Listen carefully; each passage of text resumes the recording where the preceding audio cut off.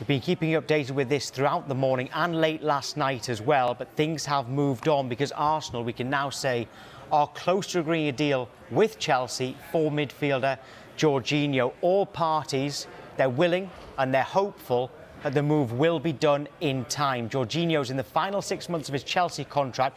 Now, this is important. He's not seen as an alternative to Moises Caicedo.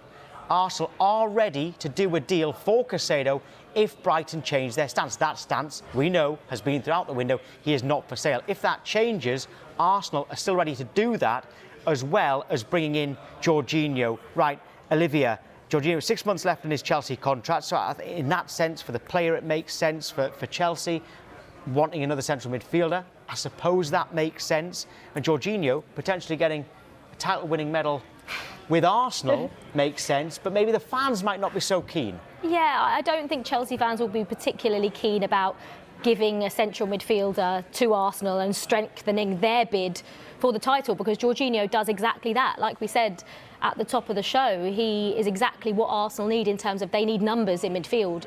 He is such an experienced Premier League player. He's a Champions League winning player. He's a European Championships winning player. Jorginho has got all of that in his locker, and he's a player that he's very different to Thomas Partey. He's very different to all of the players that Arsenal had when we look at the comparison. But in my head, I'm struggling to see how Chelsea are letting Jorginho go if they don't know that there's potentially someone coming because of the problems that Chelsea have had in central midfield. So part of me is thinking, is there something we don't know that's gone on? And that's the reason why Jorginho has been allowed to leave. But like I said, if Jorginho leaves, I can't imagine Conor Gallagher's going to go now, because I think Chelsea need options in that midfield.